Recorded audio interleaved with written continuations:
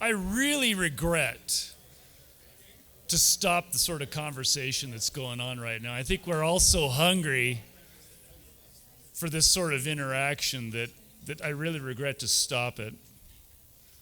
We got the entire governor's cabinet that's here, which is a first. In fact, I don't know that it's ever been done that we've had the entire governor's cabinet in one place at the same time. And I think it speaks to the relationship that the Montana Chamber of Commerce has developed with the Gianforte administration. So I want to thank you, directors, for being here and taking time to be here. This is an opportunity that we thought we would present to our members because in the 2021 legislative session, if you remember, we started out in kind of a messed up sort of world, and the legislature was kind of in person, but not really. And this is usually a time when you have a new administration where you're able to kind of move around and meet the directors of the various cabinets, and we were robbed of that opportunity. And so we wanted to give this opportunity to those that were here today to be able to meet these directors in case they weren't able to make those connections during the last legislative session.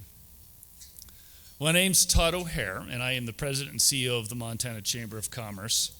And I want to thank you all for being here today and for your support of the Montana Chamber of Commerce.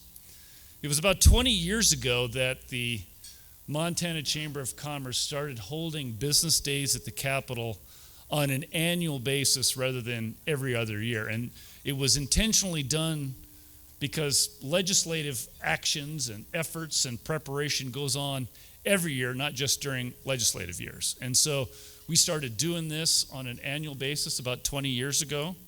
I can tell you that after we had to cancel the business days at the Capitol last year, we're thrilled and honored to have you back.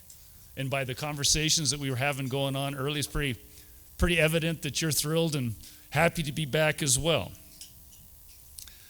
I would be remiss if I didn't thank our local chambers of commerce. We've got a number of them here today, various associations that we work with and are supporters. Of course, our lawmakers and the entire business community for your support and for showing up here and in mass here today. Tonight is our Legislator Appreciation Reception.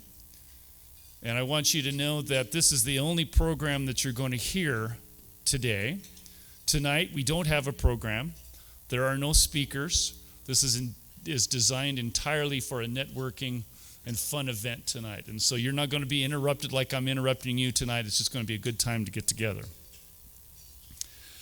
Before I go much further, I want to make sure that I introduce the rest of the Montana Chamber team in case you have any questions, you need anything throughout the next couple of days.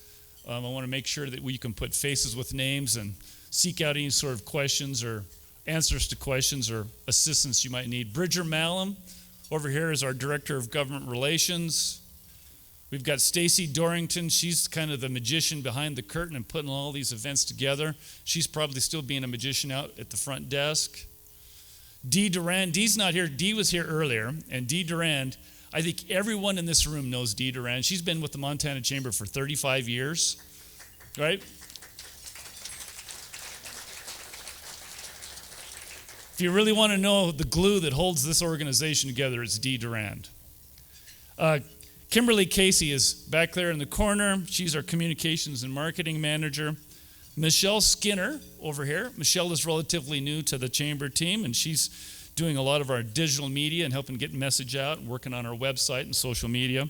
And Peyton Dobbs, who I think is still out at the front desk, helping folks come in. She's our membership relations coordinator. We've got several other folks that aren't here today that are part of the team, but this is the folks that are here on behalf of the Montana Chamber of Commerce. I want to make sure that I thank the sponsors for this event. You know, these sort of events are not cheap to put together. They're expensive, and we wouldn't be able to do events like this if it weren't for the sponsors that we have. And I'd like to start with our platinum sponsors, and Boeing has been a great supporter of the Montana Chamber of Commerce. Rich White is here. Thank you, Rich. Where'd Rich go? I saw him here earlier. Oh, he's over in the corner. Hello, Rich White. Thanks for being here all the way from Seattle. Appreciate Boeing's support. Northwestern Energy.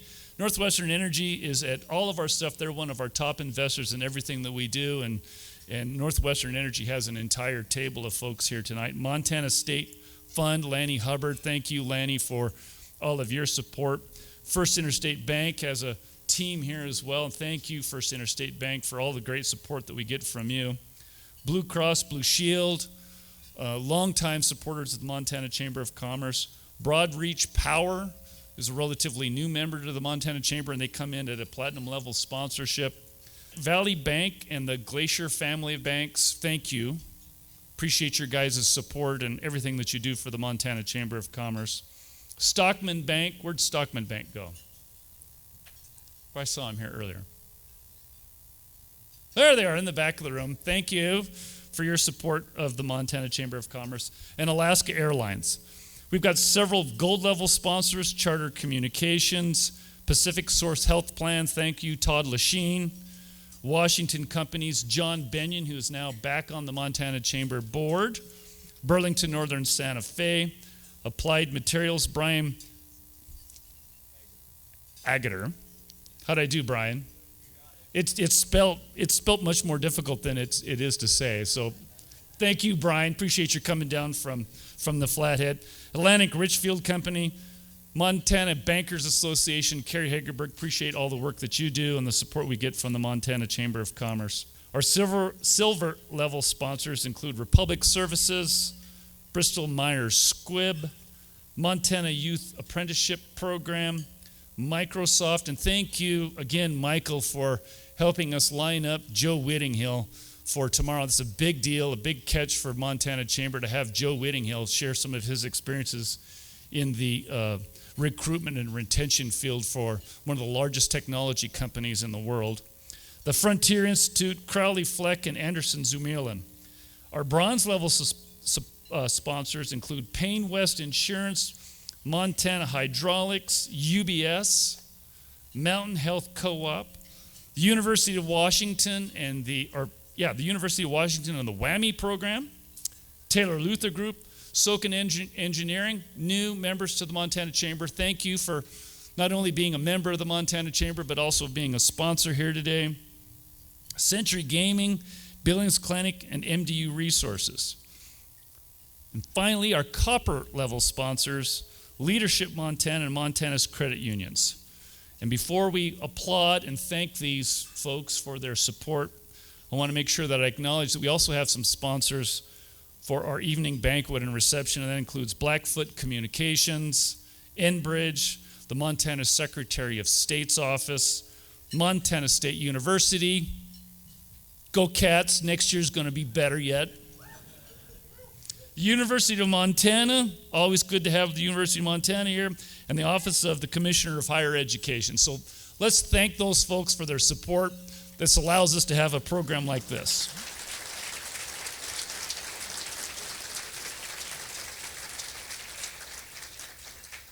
I'd like to also acknowledge kind of the brains, if you will, behind the Montana Chamber organization, and that's our Montana Chamber Board of Directors, our Montana Chamber Foundation, and the Montana Manufacturing Association Board of Directors. If you are a member of any of those three boards, would you please stand so that we can see who is representing those organizations, those under the Montana Chamber brand?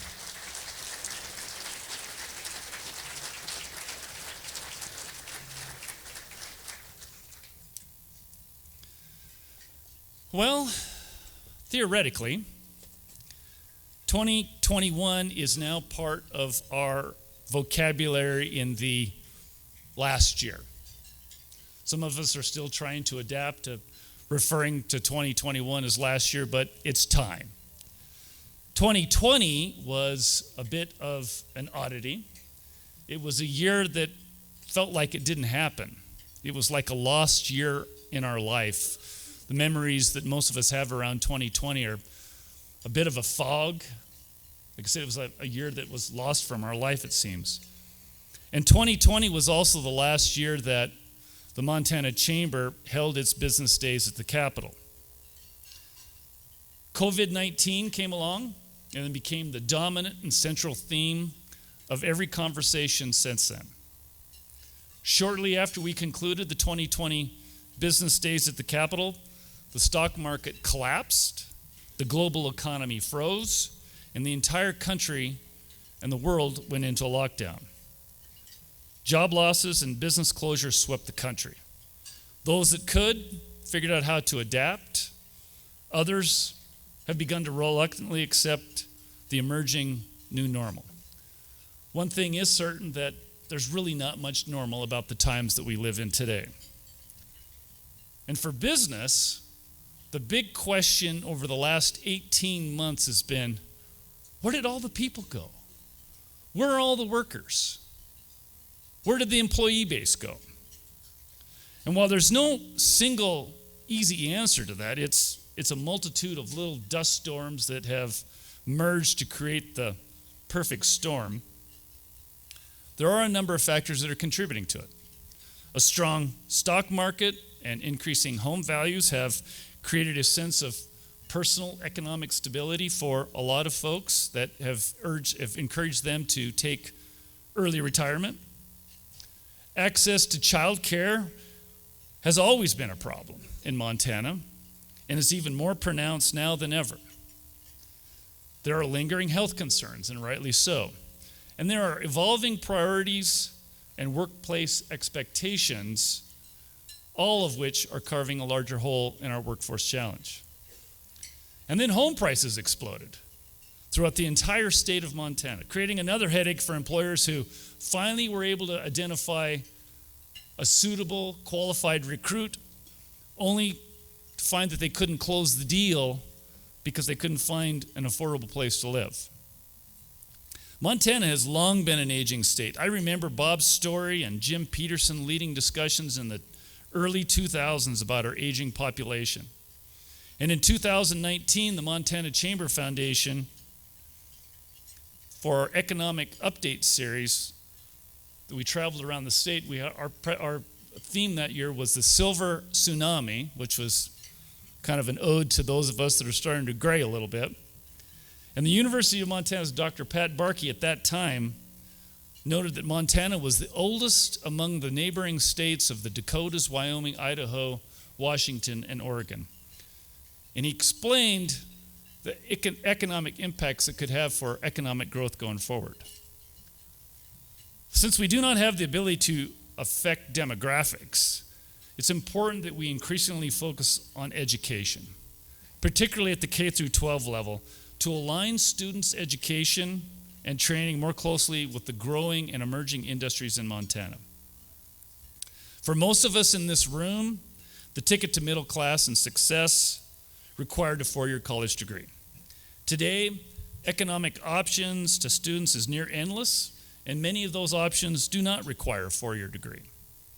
Around 4,000 students graduate high school each year in Montana, but do not go on to any additional education.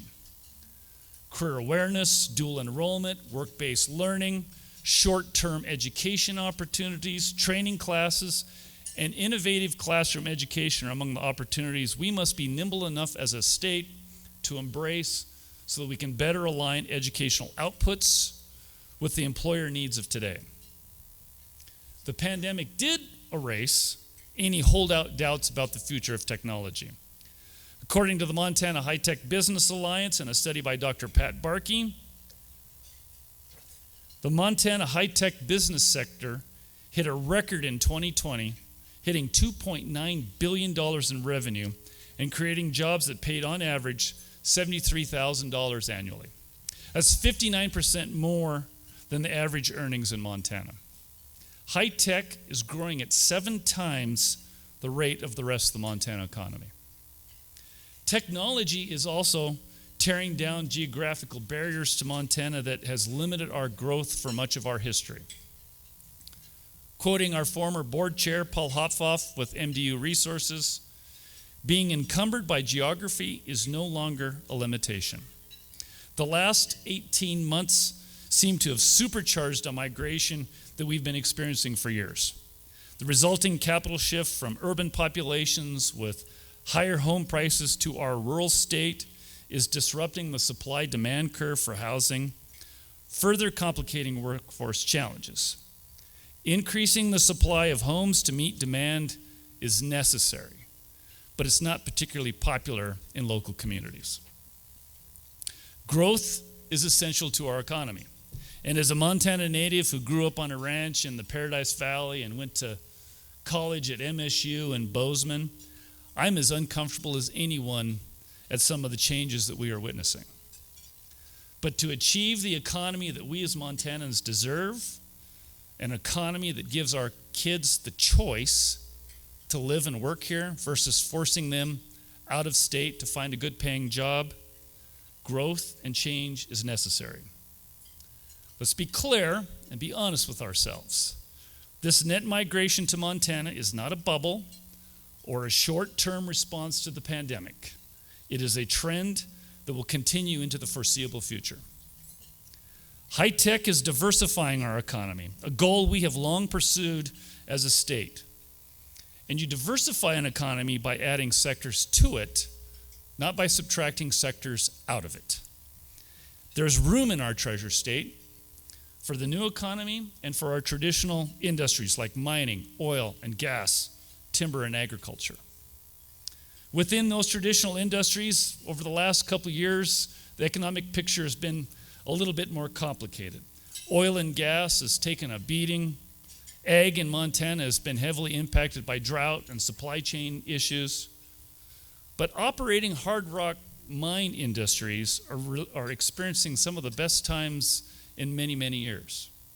With copper at Montana Resources in Butte, and platinum and palladium at the Siboney, Stillwater, and East Boulder mines as examples that are experiencing extremely high demand for their product. And lest we forget the taxes, the local investment, and the safe, good-paying jobs provided at these operations, averaging over $100,000 a year. And Sandfire's Black Butte copper project near White Sulphur Springs continues to advance with construction underway. Already, the Black Butte Copper Project is injecting capital and economic development into rural Montana. Fully operational, Black Butte will add to our diversifying economy, adding more than 240 safe, good-paying jobs in a region that is supportive and excited for their development.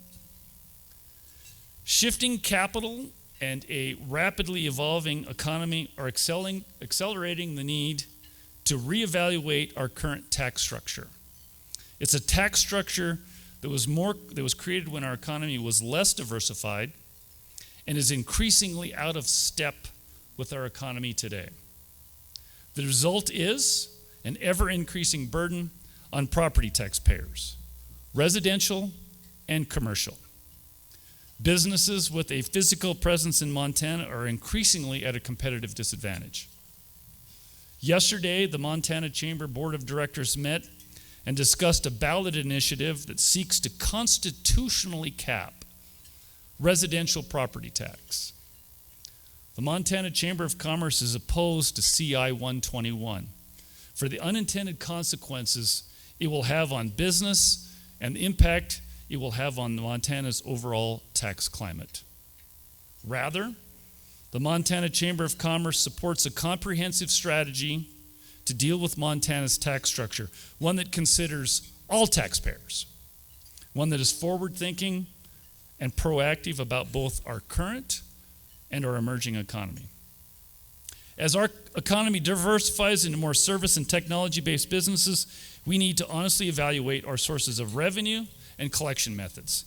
Capital is more mobile now than ever before, increasing the urgency to ensure that Montana has a competitive tax climate. In 2016, the Montana business leaders intent on improving the overall Montana economy coalesced behind a 10-year strategic plan for the Montana Chamber of Commerce, Envision 2026. Those business leaders were visionary as they established business climate, infrastructure, workforce development, and entrepreneurship as the four cornerstones to improving Montana's economy. As we look ahead, the Montana Chamber of Commerce will lead thoughtful and meaningful discussions about Montana's tax, legal, and regulatory environment, collaborate with education officials to align educational outputs with employer needs, promote entrepreneurship in our youth, and support appropriate investment in infrastructure for a growing and more diversified economy. I want to thank all of our members for sticking with us through this incredibly uncertain time. Your continued support and investment is a reflection of your commitment to the state of Montana in good times and in difficult times. It was through this support, through the oddest of times, that allowed us the ability to have one of the most successful legislative sessions in history. All 4 of our chamber priority bills were signed by Governor Gianforte, starting with the COVID liability bill, one of the first bills signed by the governor. This bill protects business owners from litigation if an employer or customer contracts COVID in their place of business. The second was the Wrongful Discharge bill, a bill that made the most significant changes to the Wrongful Discharge Act since it was signed into law in 1987. This law gives employers more standing, more latitude, and more discretion when making personnel decisions. Trespasser liability was also signed into law, removing the liability threat to property owners if someone is injured on your property while trespassing. And finally, phantom damages, important in that it limits a plaintiff's ability to recover actual costs rather than inflated or already compensated costs. All 4 of these laws impact every single business in Montana. Not just big business, not just certain sectors of the Montana business economy, but every single business in the state. In short, these bills improve the overall business climate in Montana. We have more to do, and the Montana Chamber of Commerce is already preparing for the 2023 session. With your continued support, the Montana Chamber will set another high water mark for improving the Montana business climate. Thank you again for your support and your continued investment. We're honored by your presence and your investment in the future of Montana.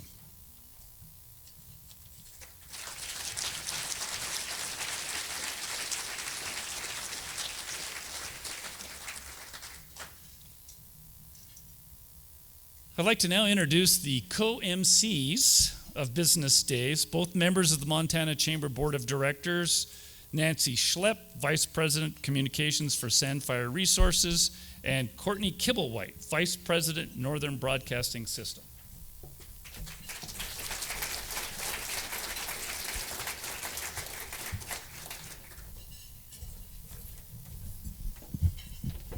Happy New Year, everyone, and welcome to Helena. Glad to see everyone here, especially in these trying times. It's good to gather again, and I hope everyone meets someone new that can expand your experiences while we're here. And we definitely want to welcome everyone on behalf of the Montana Chamber and the Montana Foundation Boards. The first thing I need to do is let you know that due to COVID, there is not water on any of the tables, but there will be water at the back of the room. And then throughout the next 2 days, we have a packed agenda, and we'll introduce you to a number of subject matter experts. To allow them to focus on presentation content and make the most of our time together, please reference your program for speaker bios, as our introductions will be limited to speaker names and organizations. You will also find QR codes in the program that you can use to provide feedback on panelists and agenda items. We appreciate you taking a few minutes to do this. Thank you. All right, I appreciate Nancy getting started and letting us know about the water. Of course, there's always some sort of COVID item that it seems we need to talk about, but I challenge you as a group now, let's get past that. And let's get into the meat of the matter. That's what we're here to discuss. And I don't just say meat because you got a couple of cowgirls up here emceeing today, but let's really think about what that means and what conversations that we can have with people from similar and even maybe more importantly different industries here that we can help move the conversation forward. I always think of that African proverb, and I feel like I can quote an African proverb because my in-laws actually live in West Africa. But if you want to go fast, go alone. If you want to go far, go together. And I think this is a group of people here that is working to go far and working to move those conversations forward. So thank you so much for being here and digging in. Encourage you to dig into both the issues that we talk about, ask some difficult questions, and also dig into the people that are around you and get curious about how they're doing and what they're working on. So with that, we'd like to officially kick off 2022 Business Days at the Capitol. Moderating our first panel, I'm pleased to introduce Scott Sienert, who's the Market President and Executive Vice President of Rocky Mountain Bank, and he's also Chair of the Montana Manufacturing Association. So let's go ahead and welcome Scott.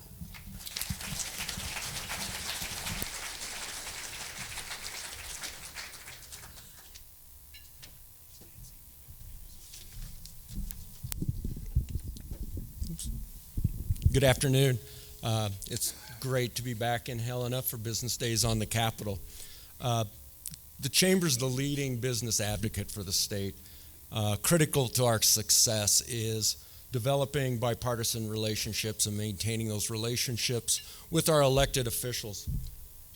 That includes the governor's cabinet, and today we are so fortunate to have Governor Gianforte's cabinet address us and give us some insight to what's going on here in Helena. So thank you for participating today. A key role of the chamber is to facilitate the introductions to our elected officials, and that includes the agency directors that we're going to hear from today. We approached them earlier when this was brought up, and we received a tremendous reception and willingness to address those of us that are able to attend today. And we're really excited of hearing what's going on and having everybody gathered here on the stage. We're going to bring the directors up in three groups. They'll each give a brief discussion on their departments. Because we're running a little bit behind, we may not have time for Q&A. However, I've been assured that the directors will be at the dinner tonight to address any questions that you may have. If we do happen to have some time at the end, we'll open it up for Q&A.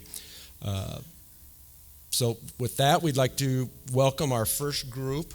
I'd like to welcome Directors Misty Ann Giles, Department of Administration.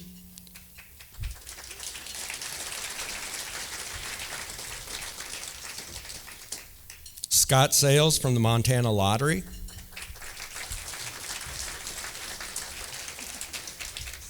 Scott Osterman, Department of Commerce.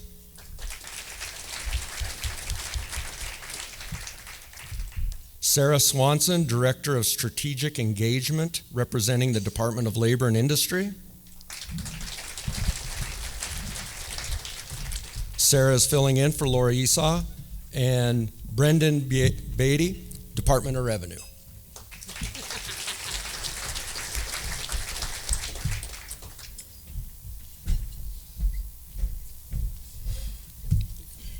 Director Giles, would you like to start? Sure. Is this on? Is this on? Always am a little scared of mics with my southern accent, so it doesn't sound any better when it's mic'd. And I've heard that you may need to bring them in a little closer. Can y'all hear me? There you go. So I'm Misty Ann Giles. I'm Director of Administration and kind of the air quote de facto Chief Operating Officer for the state of Montana. My agency is a little bit different than my fellow directors, that my clientele is in large part them. We have everything from state human resources, state procurement, the healthcare and benefit plan for state employees. We're the Treasury, so we're the ones moving the money around for locals and the state agencies. We do all the infrastructure internal for the U system as well as state agencies. And a lot of other different functions of real estate, managing all the properties and things like that. The only really external functions we have are, we have the banking division, so we regulate all of Montana's banks. Melanie Hall, Commissioner, she's not with us today. I'm sure most of y'all are familiar with her and the great work her team does. And then after this session, we have broadband. So we're implementing House Bill 632 and Senate's Bill 297 and the 270 million of broadband funds. So, that's in terms of functionality, that's kind of what we have going on internally. I think a few things to highlight in terms of key initiatives First and foremost, I work with my fellow directors day in and day out to try to streamline enterprise operations as it comes from D of A. Not so much their internal business functions that are specific to their organizations, but things like HR, procurement, performance, to really kind of bring a one Montana cabinet approach versus the old way of doing business where we're kind of off on our individual islands, not really talking to each other. And this is a great collaborative bunch, so they make it a lot of fun for me and keep it interesting. Doing chief, data initiatives and all of that kind of stuff, which is great. The other couple big things we have is a space and HR study. I don't know if that's been buzzing around much in this community, but we're looking at all of our state and lease space as well as our HR side of the house with our state employees. So Montana is the first in the country to look at these two together. We know COVID has changed the way we look at our space. A lot of folks are remote now, they have different needs, and then we have employees that have different needs as well. We're kind of moved on from everybody's hiding with COVID, but we are in this kind of weird model of what is the wave of the future. So we're working with the cabinet first, then our constitutional officers, as well as the youth system, and those different components to really look at what are employees' needs. Should they be teleworking? Should they be remote? What does that look like? What does that office space look like? And really trying to modernize that and be smarter with our footprint for the taxpayer versus kind of the old days of the cubicles and just wall to wall and looking at you because your building's nothing but little bitty offices and cubes, Mac. So we're excited about that. We have SMA Architects doing the space side of the house and then Deloitte doing the HR analysis. So y'all start hearing about that as we get some data. We're really excited to work with the cabinet on that. And then the other big thing everybody always wants to talk about is broadband. So we're getting that program off the ground. I have an army of 3. Not really a big army to get that in the works, but we're setting up the program. We have the mapping system. We've been working with, I know Jeff Weiss and some of his crowd at the telcos to get data as well as other partners. So we're looking to launch that application probably in the next 4 weeks. So you'll start seeing a lot of materials, technical assistance. We'll be out in the community. This is not going to be, we just open up a portal and wish everybody good luck. We really want, strong applications. This is huge for rural Montana. To really get that broadband connectivity there. So you'll start seeing a lot of buzz on that and hopefully get that money out the door this spring. And we may receive more money from the infrastructure bill from the feds. So those are kind of the big rocks that we have going on. So a lot of moving pieces, but thank you all for having us. Great. Thank you.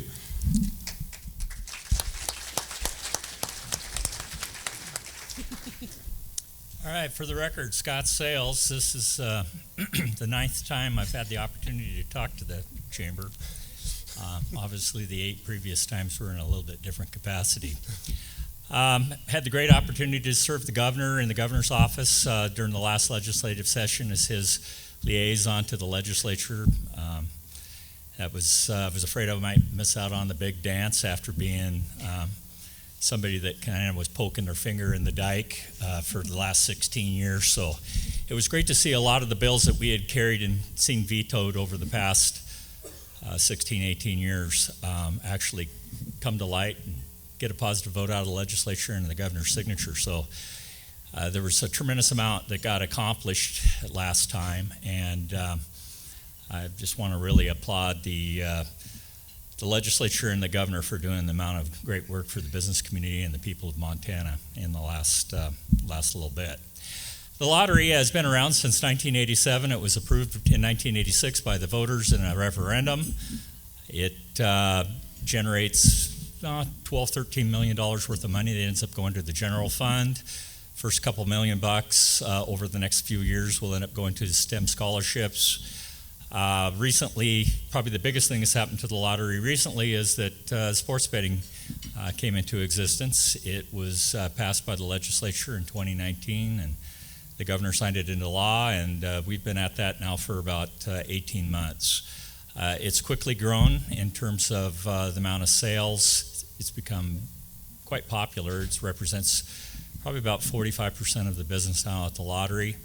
It's in 400 plus we have kiosks and 400 plus tavern owners, businesses scattered around the state, and some of you maybe even have played it. But anyway, it's a pretty low margin type business.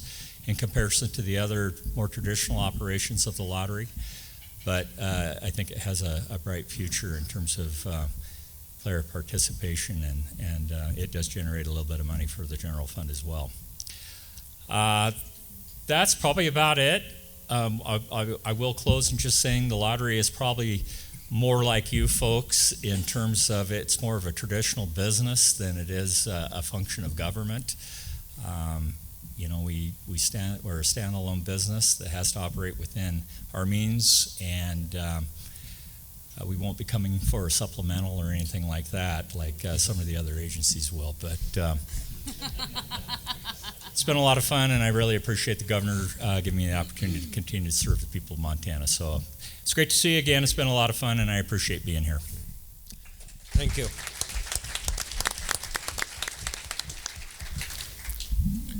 Thank you. I'm Scott Osterman. I'm Director of Commerce. I'd like to just say, first of all, say thank you to the Montana Chamber. And the first phone call that I received, even before the opportunity of me taking this position, was actually from Todd O'Hair. And at that point in time, I didn't even know who Todd O'Hair was. But over this course of this last year, I want to just say thank you to you and the chambers throughout the state. You've been a great supporter of what we're trying to do and how we're trying to reorient sort of the Department of Commerce. For most of our time before in the past, we've been focused on tourism and some things like that, and that's changing significantly. One of the thankfully one of the great opportunities that the legislators, in working with them, helped us do is to create a business attraction team. And if we're going to sell Montana and get the right kinds of companies here, we need to be contacting the right kinds of companies, just not letting gravity take its course. And so as we look at various types of organizations that are looking to expand or looking to relocate, I think it's important for you to know that we work hand in hand with the chambers and with the economic development groups, and that's been a real change for us. We have 3 people that are now involved in this program. We have one in the Bay Area in California, one in Chicago, hopefully. We're just finishing that negotiation right now, and one in the Denver area focused on aerospace defense. And so our whole orientation for business attraction is to let's bring the right kinds of companies that fit into the Montana landscape. I'm excited about what we can do from the Midwest people, because those are farming communities, and those are communities, whether it's in Iowa or southern Minnesota or other places like that, where there are good industrial agri-tech businesses and those types of things that are looking to expand, and they fit our eastern Montana landscape very well. So we're looking for that Midwest area to sort of fill and help us in eastern Montana for the most part. Not everybody's going to move to the Flathead and the Gallatin, right? Which is what we're really looking at, saying how do we spread this development out and how do we work throughout the state. So this has been a great opportunity to sort of reset the organization. We've gone through a lot of change structurally in our team in the last year, other than 2 people in division administrator levels that were actually 1. We've reshuffled the whole deck, and we have a great team now. I think really looking ahead to how we can engage. We also have, just from an overall standpoint to understand, commerce is pretty diverse. We have the housing, we call it Housing MT, so anything related to housing throughout the state, whether it's Section 8 housing, affordable housing. We do bond sales for development of income, lower income, as well as affordable housing and workforce housing projects. We've done a lot of different things over the past year that really make a difference to help this housing crisis. In addition to that, we've had this ERA and CARES Act funding for rental support. So if we total everything up that's happened in the last year and a half, we've supported 7,150 Montanans with rental assistance of some type of, and provided over $48 million of support for those that have been affected by COVID. But in addition to that, there's other types of programs that are out there that run through some of the 10 attached boards that we work with. The MFFA, which is I live in acronym hell at some points in time, but the CPAPES program, which is for businesses that want to use energy efficient types of windows and or things like that to reform those. We passed a bill this past year to be able to allow that to happen in Montana, and that's been those are things that pay for themselves, help people fix their buildings, et cetera. So there's little things, there's bigger things that we're doing in the housing environment, and I really look forward to where we're going right now. Our overall contribution in emergency rental assistance to help stabilize families on a per capita basis is better than any of our, almost twice as much as any of our equivalent states that we're compared to in size. So I think we've done a good job reaching out. In addition to that, we've got our community MT group, which is really oriented towards infrastructure and historical heritage and those types of things. And we're working with over 90 towns that do not have today sufficient technical assistance in order to apply for ARPA infrastructure grants. And so we've contracted with over 20 different engineering engineering firms to be able to provide technical assistance and use our team to be able to do that. In addition to, we've just brought our whole business MT team into focus, and we're going to be starting to really work on improving what Big Sky Trust Fund and some of the other types of support types of programs that are out there, and really make some meaningful changes. I call it that I look at it and I think we've been playing small ball for a long time, and if we're going to really make a difference for Montana, we've got to look at what we need to do to make a significant difference, to help solve the problems, provide companies and help companies grow in Montana and use those funds more wisely than maybe they had been in the past. And last but not least, we have our Come Home Montana campaign. And for those of you that are not familiar with that, because most of you shouldn't be, because this is going to people outside of Montana. So we just dropped a mailer of over 110,000 of these went out to alumni and various individuals outside of Montana, and it's basically it calls the Montanan in you. And I got an email back, or actually a text. The governor and I got a text from, let's just say it's a Fortune 30-something company, and former CFO said, "Hey, I think this is one of the best things I've ever seen.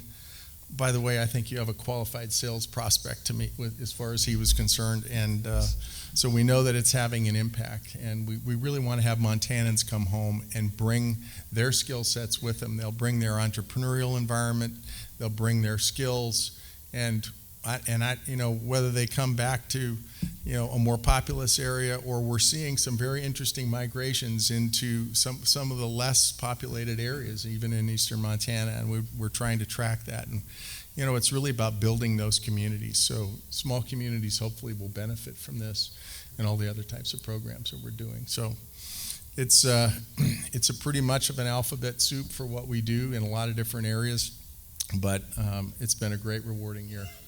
Great, thank you. That was fantastic.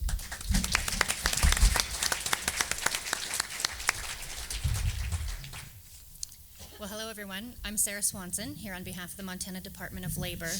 The department is pretty diverse, with about 800 team members in 6 pretty unique units. We cover a lot of ground in Montana.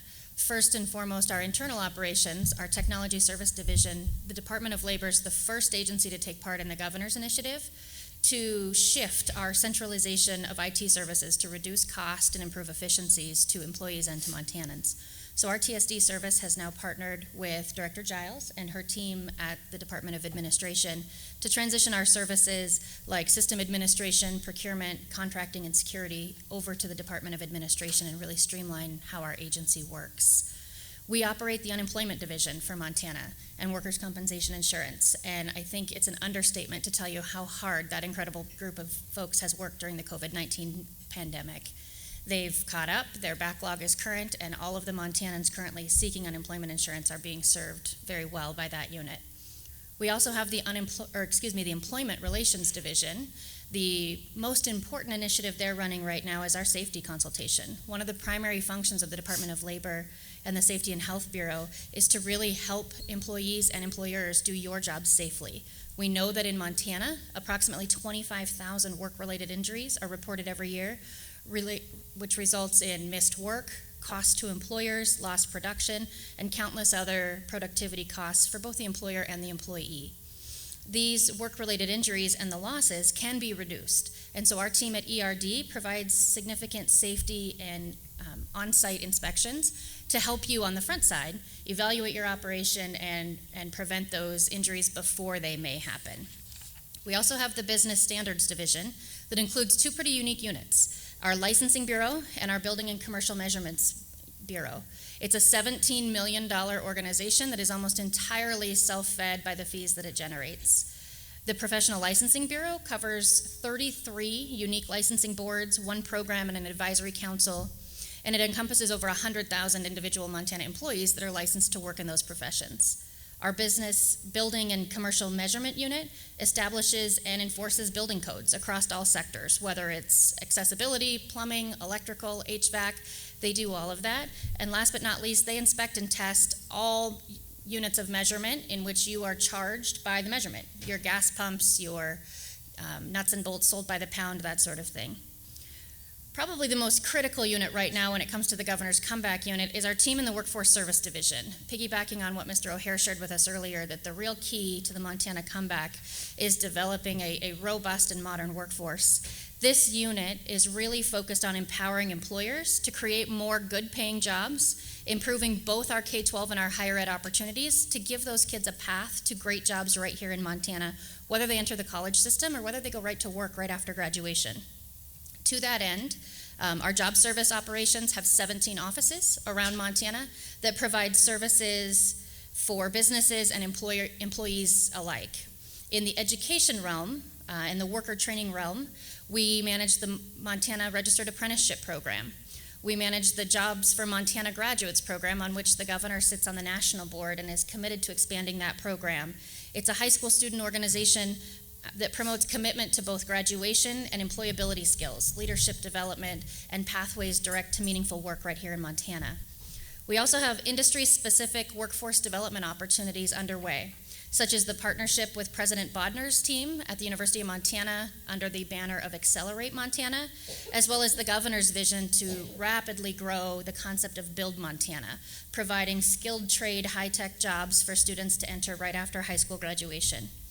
We know that these jobs exist in all kinds of Montana industries, whether it's agriculture, construction, manufacturing, machining, healthcare, the tech sector. The jobs are there, and our high school graduates, with just a little bit more help, can fill them now. The innovative, flexible, and stackable credentialing methods of education create opportunities for our Montana students, and they're available in every town in Montana, big or small. It's our job just to help partner those business partners with our K-12 educators and administrators to help show them the way, and we're building these partnerships now through our Workforce Services team.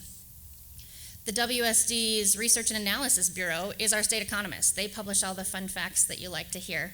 So a few of those from the work of this department. We now know that more Montanans are working than ever before. Over 528,000 people were employed as of November of 2021, and more Montanans specifically are working in the food service industry than we've seen at any other point in history.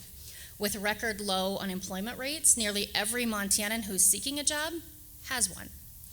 Wages paid to Montana workers have increased sharply during the pandemic. The average weekly wage in the second quarter of 2021 was $958 per week, an increase of $116 per week over the same quarter in 2019. By comparison, it took over 5 years from 2014 to 2019 to experience that same 14% growth in wages for Montanans. This strong wage growth is helping to re-engage workers into our labor force that had otherwise left, with nearly 9,000 more workers available in November of 2021 from 2019. But we all know there's still a significant need and a tremendous more number needed in our Montana business environment. Governor Gianforte and the Department of Labor are hard at work. We're seeking more workers from all sorts of sources to provide assistance to organizations like yours right here in Montana through things like the Return to Work program that encouraged unemployed Montanans during the pandemic to return to work, reducing the numbers unemployed. That program ended in 2021. The rapid retraining grants that are available right now through our ARPA funding efforts, available to employers and employees looking to upskill certain employees into higher skill jobs. Employers can be reimbursed for moving expenses, paid to nearly all newly hired healthcare workers relocating into Montana. And the Individuals with Disabilities Employment Program is working diligently to re-engage employees and individuals with disabilities back into the workforce, into higher skilled opportunities to meet their needs. And last but not least, at the Department of Labor, we house the Governor's Office of Community Service. This is our service organization in Montana, founded in 1993, housing AmeriCorps, the Water Corps, the Conservation Corps. Right now there's over 500 active AmeriCorps members here in Montana who spend nearly 700,000 hours per year providing service in over 100 unique Montana settings and communities. Since 1994, those members that have come through Montana have earned over $23 million in education credit by volunteering here in Montana. And with any luck, we'll capture a few of them through Come Home Montana and put them to work when they're done. Thank you.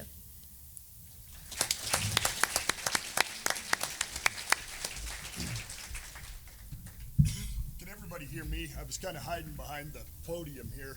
I've never been accused of having an inside voice. Can everybody hear me? No, we can't have the camera back there. You can't. Do you mind if I talk? So I'm not hiding from these poor guys, or maybe they don't want to see me. Hey, Bronny. My name is Brendan Beatty. I'm the director of the Montana Department of Revenue. I don't think there's anybody in this room that doesn't know what my agency does, so I'm probably not going to read a list to you. But what you might not know is how we're changing my agency, and that's kind of what I want to talk to you about. I was honored, and it's humbling to be asked by Governor Gianforte to take the lead of that agency because it's a pretty important agency in the overall agenda of this administration. And it was a very successful legislative session where this administration basically passed all of the tax-related bills it wanted to, and really is in the process of changing the tax climate and the tax culture of Montana. Maybe more important than just the rates is the culture of that agency. I'm a little different director than we've had in a long time. My family and I own and operate a commercial cow ranch. I do pay taxes. I pay property taxes. I pay withholding taxes. I pay income taxes. I pay every other dang tax the Department of Revenue and the feds administer. And it comes right out of my checkbook, so I understand it. It's a little different. And so when I came into the department, as the director, I inherited a department that had evolved in a culture in the last 16, 18 years of kind of an attitude that the taxpayer works for the government. And I don't believe that. And that culture followed that, its leadership. That was the culture, is how do we maximize revenue? If you look at the Montana Code Annotated, there is nothing in there that says the Montana Department of Revenue's job is to maximize revenue. It's to make sure everybody pays what the legislature said they should, not to get more than they said they should. So I'm in the process of changing that culture, and we've made great strides. It's amazing. You guys are all members of businesses and organizations. It's amazing how people will follow leaders. And people followed leaders and went down that cultural road. And we're picking that train up and turning it the other way around. In fact, my people are so tired of hearing me say, would you like your mother treated that way? The standard is really easy. If you wouldn't want your mother treated that way, then you probably shouldn't treat that guy that way. No more gotcha. Openness. If you have a question to the Department of Revenue and you want to talk to somebody, you better find somebody to talk to. If not, please talk to me. My phone rings. I'm in my office. You can find me. So we're really, it's a big change, but it's really important. We work for the taxpayer. And when I was interviewing with the governor, when we were talking about whether or not I was going to do this job, he was talking about customer service. And I looked at him and I said, these aren't customers. This isn't like choosing between Super One and Albertsons. You're a citizen. You got to come see me or I come find you, right? So it's not customer service. You have no choice, according to the legislature. But I work for the citizen. My people work for the citizen. And that means we are there to serve you. Sometimes we're going to disagree. I've had plenty of disagreements with certain legislators about what they meant when they wrote a bill, if anybody's reading the news. But there are agreements, but resolution can be reached. It can be reached civilly. It can be reached without calling names and pointing fingers. And really, that's the philosophy my department is following. And it isn't going to be immediate. There's old dogs and new tricks are sometimes difficult. But we're getting there, and we're getting there fast. And I'm hoping that our partnership with the taxpayer, the citizen, continues to deepen the pool of revenue from which taxes come from.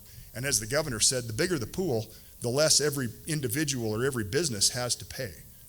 And that's really the goal here. That's the goal with the Department of Commerce. That's the goal with the Department of Labor.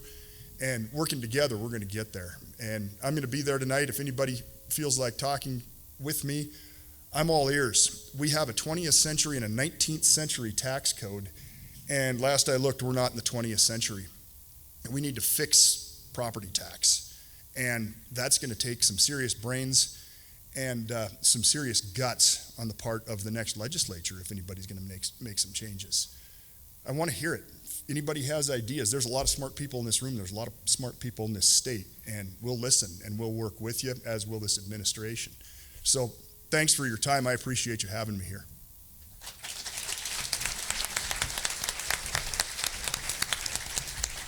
Thank you. I want to have everybody join me thanking the panelists. This was a fantastic discussion. Thank you so much. Appreciate it.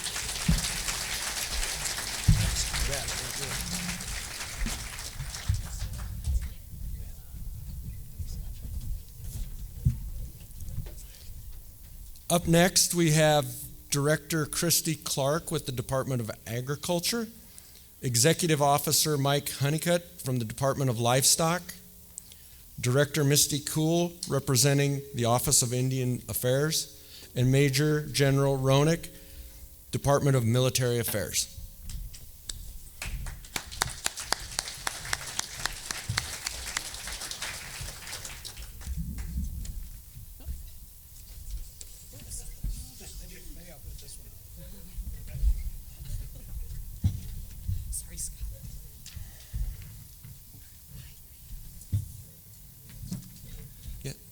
Okay, all right.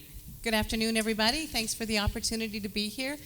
As you all know, I'm Christy Clark. I am with the Department of Agriculture, and I'm happy to share a little bit about what our agency is doing and what are we doing that's different. And so what we've done since in the last year is we've really, with the encouragement of the governor, really put a focus on value-added agriculture.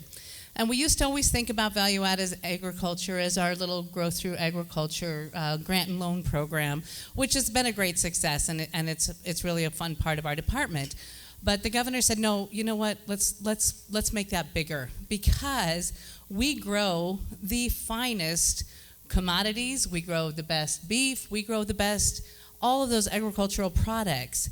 But you know what we miss? We're an export state. And so we spend a lot of time shipping all of those great products out of state. And so somebody else is capturing that value-added step, and we're missing out. And so we grow great calves, we grow great wheat, but you know what else we can grow? Hamburgers. We can make hamburgers out of our beef and out of our wheat. And so we put a special emphasis on that. We've put a lot of ARPA money, CARES Act money into value-added processing. With the CARES Act money, we took $12.5 million and increased meat processing through Montana Meat Processing Infrastructure Grant.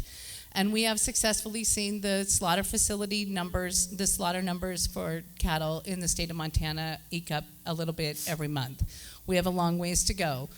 With the ARPA money, the governor was generous enough to give us $7.5 million. We're just in the process of deploying that money, but with a very strong eye on adding value to our agricultural products, and we just screened those applications. The other thing we do is we do a lot of marketing. And so although we want to capture that value-added piece, that step between the raw product and the processed product, we want to capture that, but we still want to keep those export markets strong. Japan is one of our strongest markets. Taiwan just opened a trade office, very strong market coming on. And so we're really leaning into those. I don't know if you guys know this, but 70% of Mexico's malt barley comes from the state of Montana. They have a very large brewing capacity in Mexico, and so it's called Constellation Brewing, and it's like the umbrella over Modelo, Pacifico, Corona. And that's 70% of Montana's. Their market is 70% of our. You know what I mean. Yeah, they're good. So you guys can drink Corona with a clear conscience anytime. So we're trying to capture the rest of that. And so part of what we do is we bring in trade teams. We bring in the Constellation brewers and say, look at this clean air, look at this clean water, look at these farmers. And don't you want some more of this? And they do. And so I feel like we're really in a great position in the Department of Agriculture to continue to grow that. Value-added agriculture isn't something new. The Growth Through Ag program was started under the Martz administration.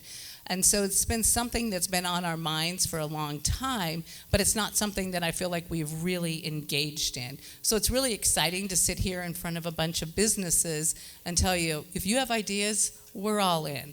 We did our first Made in Montana beverage show this year where the brewers, the distillers, the kombucha makers all got together. We brought in distributors from all over. Next year, we're bringing in international buyers to see what we make in Montana. We need to be really proud of those products. So that's a large part of what we're focusing on. The biggest part of what we do, of course, is regulatory. And we have started to look at our regulatory environment as value added. It is what protects our products. It is what makes these international markets think, you know what, they know what they're doing. It's our state grain lab. It's our pesticide inspectors. It's our licensors, our registrations that really add value, and sometimes they are the ones that are overlooked. And so I would be remiss if I didn't give a shout out to our regulators. And sometimes people think, oh, regulators, it's boring. But it is the critical part of what makes our products such high quality. So I'll be around. I'm happy to answer questions. If you guys have ideas for more marketing or ideas for businesses, we do a lot of business consultations. If you have a business you think you might want to take to the next level, you think you might want to look at a trade show, we have assistance. We have a lot of opportunities for people to move their ag businesses to the next level. And so I'd be happy to talk with any of you. With that, I'll pass off to Director Honeycutt. Thank you.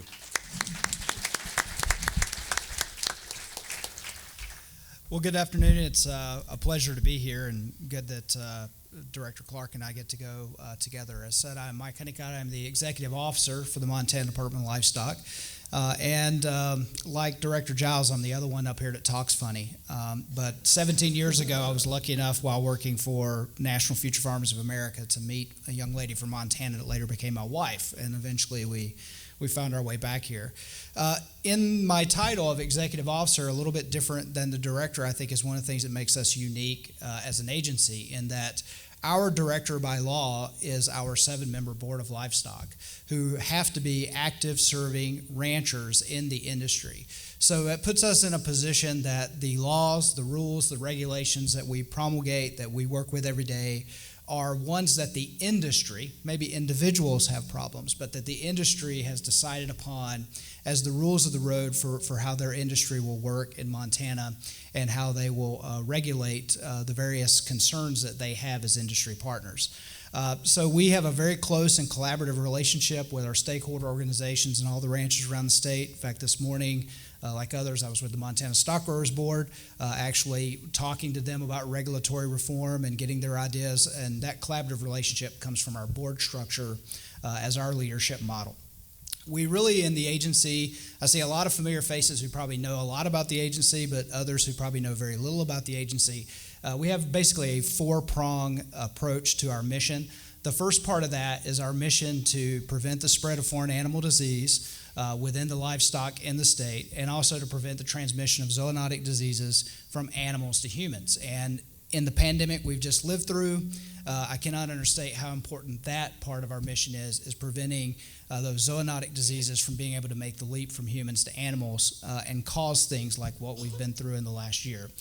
To accomplish that, we conduct surveillance missions of livestock around the state. We conduct testing and veterinary diagnostic services at our laboratory in Bozeman. And all of that is to keep domestic and international markets open. A lot may not realize, but every state in the union has the ability to stop Montana from marketing livestock products into their state, just as we have the ability to limit any other state. That is something that is not at the federal level, that's at the state level. There's also the opportunity, if we have disease prevalence issues in the state, to actually be zoned out of international trade agreements. And as Director Clark was talking about, we only get access to those markets if they consider that we are providing a safe product that does not pose a threat to them.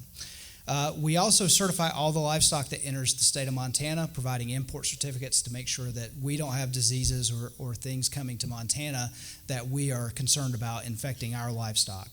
We are constantly working on preparation for emergency planning for a foreign animal disease outbreak within the state of Montana.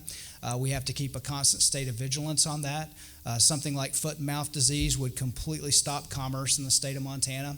And if, God forbid, anything like that happened in the state of Montana, our agency would have to respond quickly to make sure that commerce was opened back up and that our producers would be able to market their products. Also on the food safety side, we are the agency that's responsible for meat, poultry, egg, and milk product inspection within the state of Montana.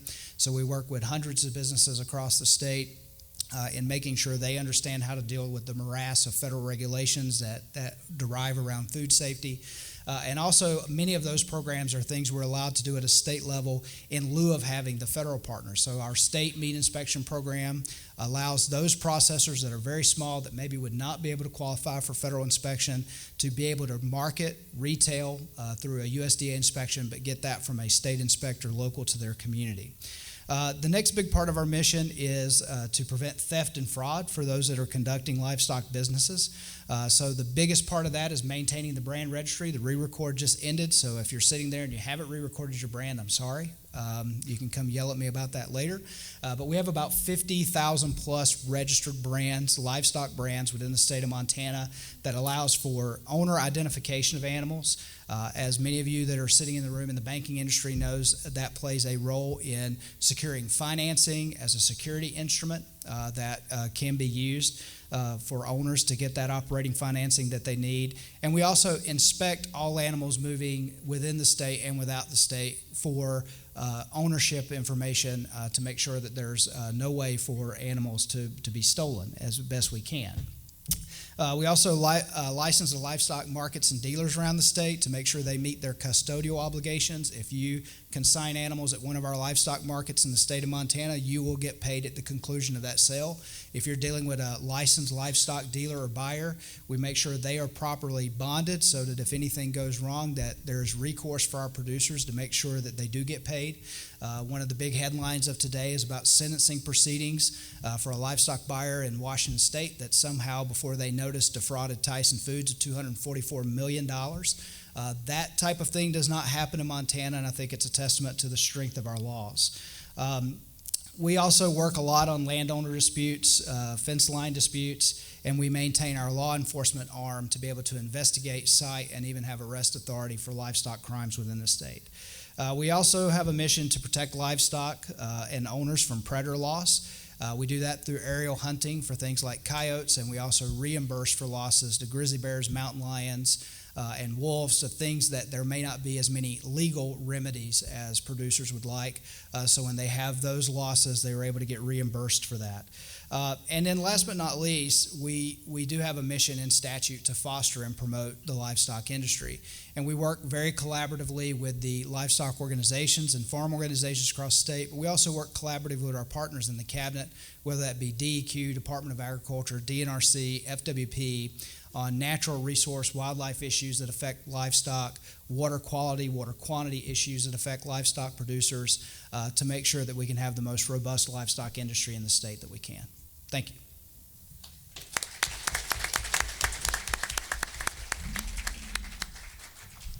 Hi, good afternoon. Thank you so much, Chamber, for having me, and to our sponsors for putting on this great event. And I feel like I'm in really honored company, so I appreciate being here. My name is Misty Cole. I am the Director of Indian Affairs for Montana's Office of the Governor. I am also an Ani member of Fort Belknap Indian Community, and so therefore a Highline girl. And I have a quick question, just a little exercise by a quick show of hands. How many reservations are in Montana? If you know, just raise your hand. Okay. How many tribes are in Montana? If you know, raise your hand. Okay. This question is in no way meant to shame anyone, but something I would just encourage everyone to get to know your neighbors. Our native nations are our neighbors.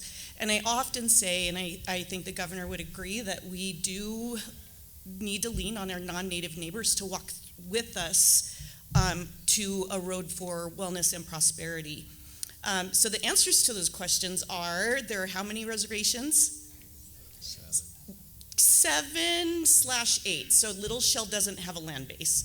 And a reservation denotes the geographic boundary. How many tribes? There are actually 13, but that was very close and super impressive. So I was appointed, almost a year ago today, and it's been a whirlwind. Director Osterman put it really well, that it is alphabet soup. My job, if I could encapsulate it at all, would be I am a liaison between state agencies and the tribes. I'm a liaison between federal agencies and the tribes, and that is actually a fluid relationship back and forth. So I advocate on behalf of the state and the federal government sometimes to the tribes, and then I often will advocate on behalf of the tribes to our state and federal government and various agencies. The other part that's really interesting, and one of the reasons I'm so glad I'm here today, is because I think many of you know that I actually also liaison between private industry and the tribes. In fact, I see a few faces here where we're either currently working on something, or we're planning on, or we have worked on something in the past to help provide opportunities for tribal and non-tribal. And in fact, we've got some cool things coming in the Flathead that we're really excited about. And that means that my job, I travel a lot. I am out building communities, building relationships. If you're familiar with how the governor rolls, he did his 56 county tour in a few months, and he likes us to follow that lead and just be out meeting people where they are.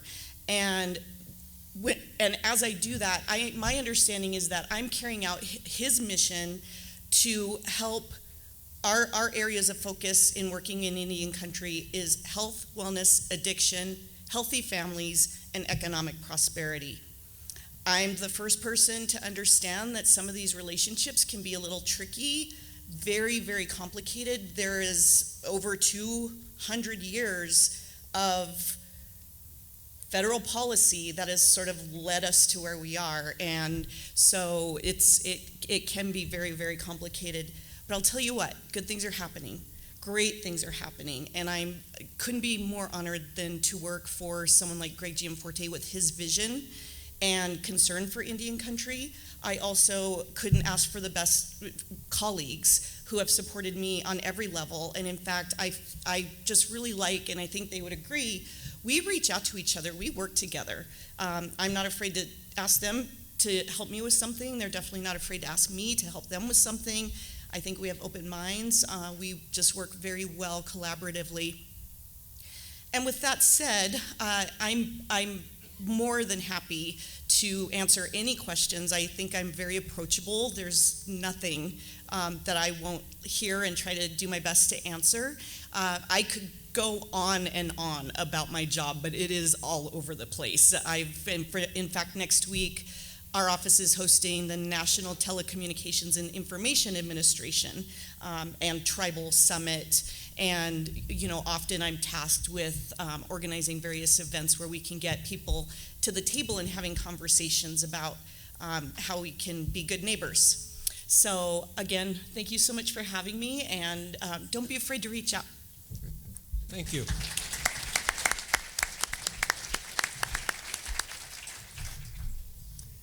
Good afternoon. I'm Major General Pete Ronick. I'm the Adjutant General for the state of Montana and also the Director of the Department of Military Affairs. Came on board last year, ex-fighter pilot.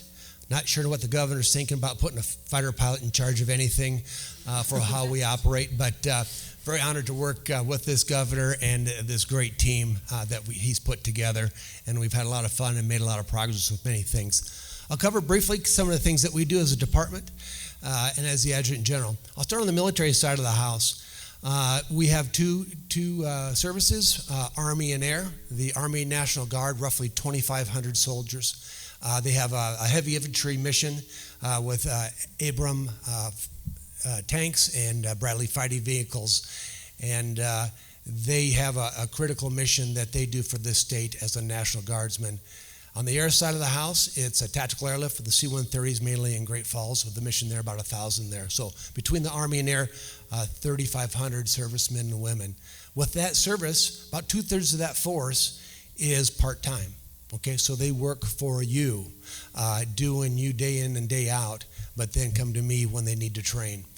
With that impact, with those soldiers and airmen here, that brings in over $160 million a year that we bring in that supports them for training and operations and also back into our communities for what they do all across this state. And what they've done this past year has been critical because, if you know, we've been very active, both on the state support and the federal side. On the state side, right when I got the job, immediately we're sending our soldiers and airmen out for the capital response. Over 250 people went immediately out, supported that. And then the rest of the year, we've been doing COVID response in our hospitals, in our laboratories, and also fighting fires. Okay, so in this last year, over 1,000 activations just in the state. With that going on, we've also activated over 1,000 soldiers and airmen to go out the door that serve over in Southwest Asia still. That is still going on, and also even touching into where Africa is. So we're already deployed across, and this next year we'll have about another batch of soldiers and airmen going out the door supporting those missions there. So critical for what we do for our state and our nation, and they do it selflessly. The big impact to you with 2/3 of them is I'm actually asking them to serve either immediately or down the road for somewhat lengthy periods of time. So that takes that workforce away from you to serve the state and nation. But you all have done that very unselfishly and have been very, very good to let us do what we need to do at our state and nation's call. So I thank you for that. I know what the value we bring by having good soldiers and airmen here is that they are great professionals, leaders, and they have great training and skill sets that I think help this workforce, and they're very honored to serve and also be able to have the flexibility to do that. So we thank you, our hats off to you for how you support us on our state and federal missions. That's critical for what we do, and to thank you. And our support of the Guard and Reserve as we work with leadership that helps with that communication piece, and we try to balance it out so we don't just hurt a certain industry or a sector of our things as we deploy. So we're very sensitive to that. On the other side of the house is where I am the Department of Military Affairs, the director, and we have 4 main agencies that we do. The Disaster Emergency Services, which really works with our counties. Any kind of local disasters that we have, we really bring in the resources to help those local counties and areas to recover and mitigate what's going on there. So really great relationship there. The other one is our Veterans Affairs. They really work with our veterans. We have the highest per capita veteran population in the state. So what you do in support our veterans is huge, how we work with them to make sure they're taken care of for the service that they've done. And also we have a state cemetery program in 3 locations, looking to grow to 1 more based on the population base of the future. I have a star-based function here, which basically teaches STEM to a lot of our fifth grade kids all across the state in Great Falls and Helena here. And also we're now expanding out into the Malta area, which is really good, and we can even start to serve more of the tribal nations out there in STEM through the grade school, but also in the junior high and high school. So they will look at skill sets that are bringing value to them as adults. And then also we have a youth challenge program. I know Jan's in here, a former director here. We put through over 200 candidates of kids a year that basically haven't had the best deal in life, okay? And they're probably not very productive kids, but we've helped turn them around in kind of a military setting on the campus in Dillon to become more productive citizens in this state with over an 80% success rate. That's huge. 200 kids, over 80%, back into the workforce doing good things for our states and communities. And it's a great program that we have. So those four things really help diversify what I do, able to support and do with that. With our state budget of about $9 million, I'm able to match those four agencies with about $41 million of federal funds. So really that taps into a resource that I can bring in that supports all of you. So really with that, and then the last thing I'm kind of looking at is a cyber function. As we work with the state, where they're going forward with cyber, how do we protect what we have and our critical infrastructures, and how do you operate efficiently in this cyber world? We're partnering with the state, with university and industry, and I think we're going to make that a stronger defense where you can operate seamlessly and all the things that you want to do, and we'll be part of that, what we can do there. So with that said, that's a little bit about the department and the Adjutant General. We just thank you for how you support our soldiers and airmen and the many programs that we do, and again, appreciate being part of this day. Thank you. Great. Thank you. Again, thank you all for your presentations.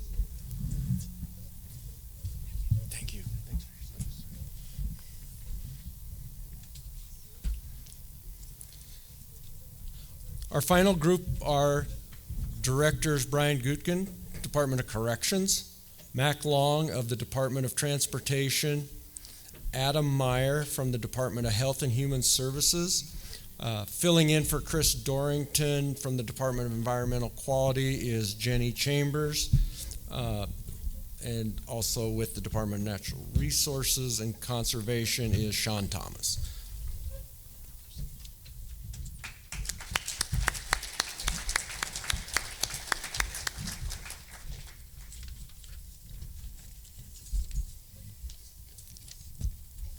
Time to go? Time to go. Good afternoon, everybody. Brian Goodkin, Department of Corrections Director. Really briefly, 27 years with Gallatin County Sheriff's Office, 8 years as the elected sheriff. So I have to clarify something first thing. Every time I talk to somebody from out of state or my friends that are around the country, they all ask about Yellowstone. So the first thing I tell them is it's the only thing real about it is the scenery, and it's beautiful, and that the Department of Livestock are not the law of the land. No offense to Mike. Where's Mike at? No offense. So anyway, 27 years of law enforcement, and then coming into a whole, the opposite side of the world, into the Department of Corrections.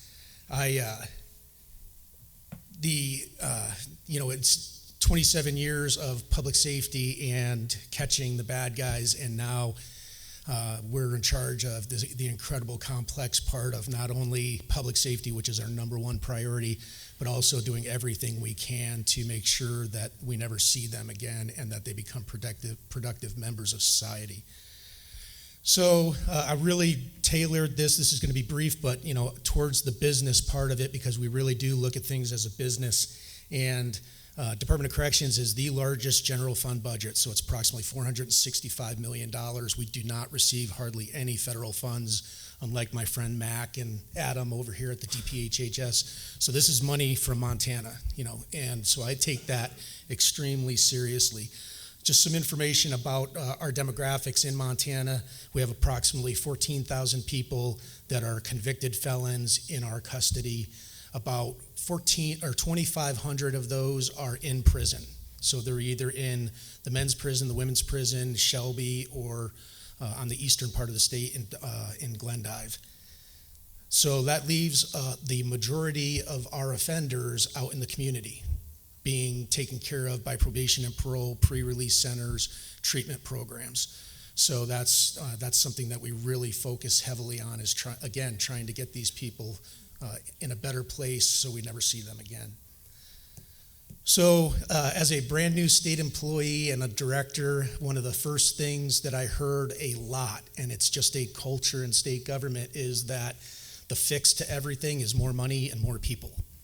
And I will tell you that, number one, I know that that's not right. And number two, that this cabinet and these people that are alongside me, these leaders, don't believe that. Our job is to reevaluate how we do business and to be more innovative. So the reason why I bring that up is because one of the first things that we did this year after the legislative session was really focus on reorganizing our organization. You've heard of some of my fellow cabinet members that have talked about reorganization.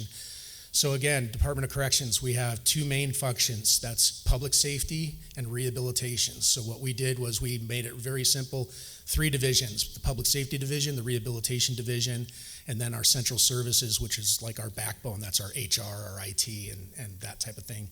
So that's where we are trying to focus all of our energy on. Again, talking to business leaders here in the room, workforce, we are approximately 70 officers down in our prisons. So just to give you an idea, when I wake up at 3 o'clock in the morning and I can't fall back asleep, that's one of the things that I'm probably thinking about. One of the good things is we are negotiating with our union right now to try and get that pay increase. We have correctional officers that make less than people that start out at Walmart, and they deal with a lot, well, I wouldn't say they deal with a lot worse, but as a matter of fact, it's probably a lot of the same, but it's, anyway, they need to get paid more. So, but also the other part of it is, we work with labor, and we have a workforce. All of you probably are looking for helpers, we're looking for employees. So again, if we can get these people in a better place, responsible, and then get them employed, that's the big thing, and make sure that they are confident and competent coming to work for you. So recidivism is a big deal. There's a lot of silos, not only in state government, but throughout the state. This may be scary, but it's transparent. From the arrest all the way through the process, all of our records management systems are siloed. We don't communicate with one another. So we're working hard as a state government and the governor to try and hook up those siloed data and make sure that we share data, because we can't tell you what our recidivism rate is. So that is one of our top priorities, is to make sure that we can access that information so we have a baseline, and it's not gonna be good, but at least then we have somewhere to work from. One of the biggest thing to make sure that these people don't get back into the system is education. I think Todd was talking about it earlier. And so one of our main focuses this year is to expand education in our prisons, in our pre-release centers. I don't care whether it's treatment, vocational, or just to give you an idea, the average education level for one of the offenders is 4th grade. So, nowhere to go but up. So we are really focusing our energy on that. And one thing that we lack is going back to we need more money and more people. No, actually we don't. We need to, for a great example is education. We've been meeting with Google. I met with Microsoft this morning. And if we can better utilize technology and our current resources, our current teachers throughout our entire department and programs, we can access more offenders and make sure that they get that education, so when they get out, they're ready to go to work for you. And I think it's sort of ironic because we are the only department that tries to put ourselves out of business. So, which is great, and we really do a really great job. And closing, I just want to thank the governor for giving me the opportunity. I hope as you walk out of here, you feel a little bit better that this group of people, not only are they great leaders, they're great people. They care about what they do. We get things done, and we work with the people, not against them. So thank you for the opportunity.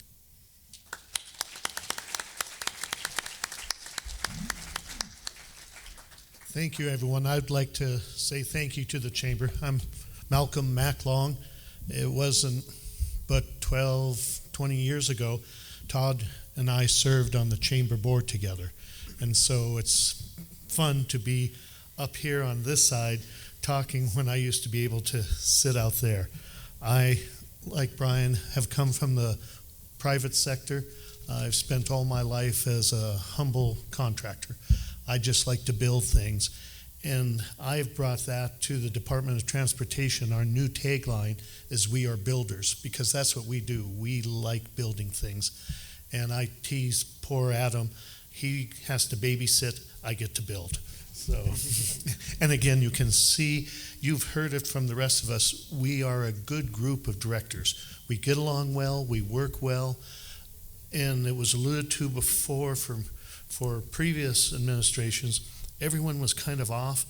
We work together. I work with Scott on the Department of Commerce. I'll work with Brian because we need people.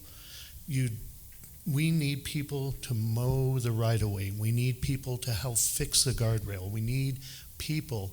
And so a lot of the people that Scott's bringing in, they need people too. I saw Dick Anderson earlier. Everyone needs more people. We need more people to help keep building Montana. I'm also, as one of the directors, I'm the jokester. What's the most condescending bear out there? A panda. So, yeah, I got lots of bad jokes, but at least when we do directors' meetings, I'll get everyone smiling. At the Department of Transportation, it's, like I said, what I love. We cover the whole state. We're everywhere. And it's fun because we get to help both build it and maintain it, and it helps everything in the state. And it's a great resource we have. What we did get, and you've probably heard about it, we got a new federal bill, the IIJA, the Investment in Infrastructure and Jobs Act. It passed, it was bipartisan, signed into law. Now the beautiful thing that I, as a former contractor, just why I have no hair, it hasn't been funded. It's out there. We're supposed to plan for it, but it hasn't been funded yet. So my department is balancing, okay, we have to keep working with the 2019 budget level, but it's going to be there. But plan for this, but you only get this. So it's going to be a real balancing act. We have to be ready, but I don't know if we'll get the money to put out there as fast as we'd like. So part of my job as the director is to keep speaking to people in Montana. I go tomorrow to talk to the contractors and say, yes, we're ready. As a department, as a workforce, we're ready. Feds haven't given us the money. As Brian alluded to, I get to live by the golden rule. He who gives me the gold gets to make the rules. We get almost 88 cents of every dollar from the federal government. So I am very dependent, my department, us as a state, very dependent on the federal dollars and what their guidelines are. One of the things we as a state, and we're working with our surrounding states, some of the language in the infrastructure bill can be tougher for us. The big push is greenhouse gas, and we're so rural, you can't measure it. You can't measure what we have, and so how do you measure how we've reduced it? Some of our biggest greenhouse gas emission is Yellowstone National Park. It puts out more hydrogen sulfide and sulfur dioxide than any little industry we have. So that hasn't quite got back to the federal government, but we keep trying.